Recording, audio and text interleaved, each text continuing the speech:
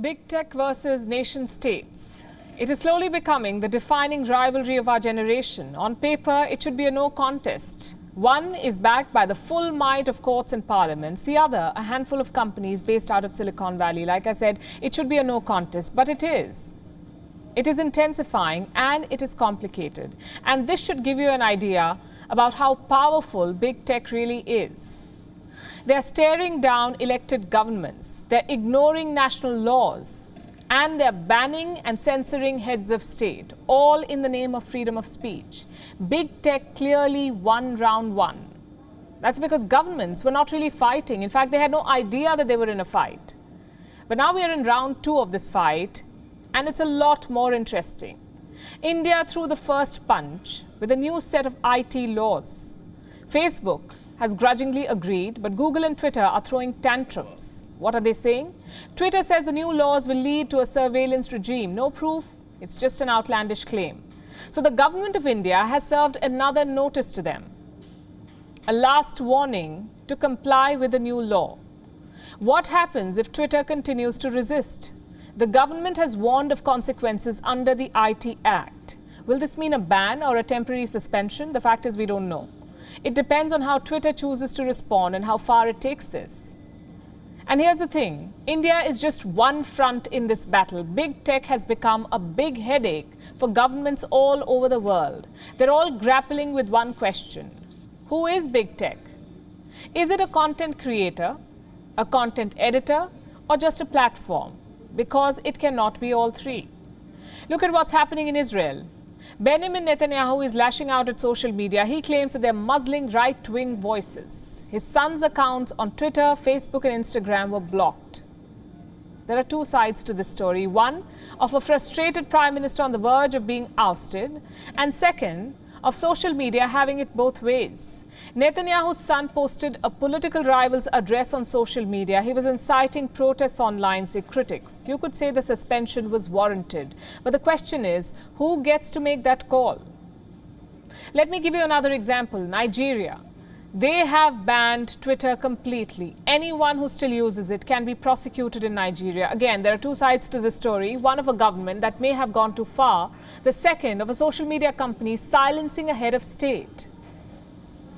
Nigeria's president tweeted about the country's civil war. It was seen as a real threat to separatists.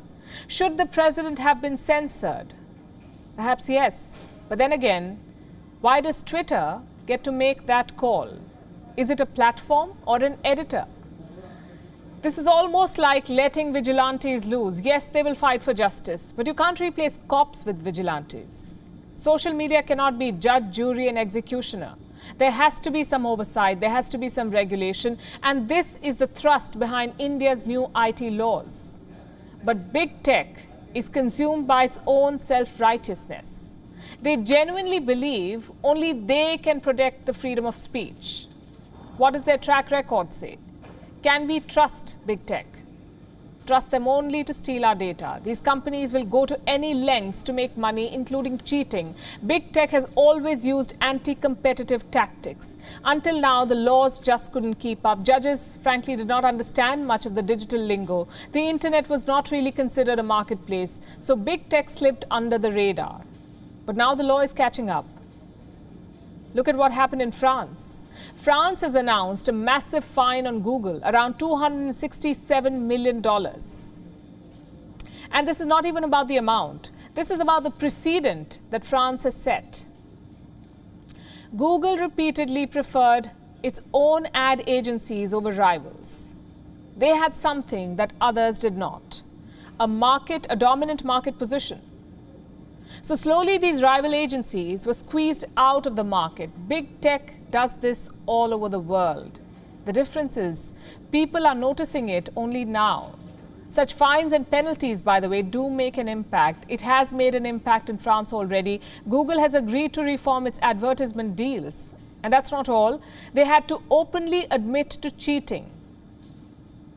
Now, even the G7 is targeting big tech. Their foreign ministers agreed on a minimum 15% corporate tax. This is squarely aimed at tech companies. They're among the smallest taxpayers, but they consistently top the Forbes list.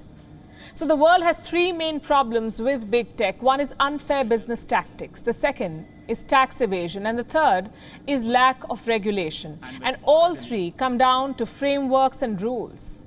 Our laws were made for a physical, tangible society, the one we live in, not the virtual world, not the internet.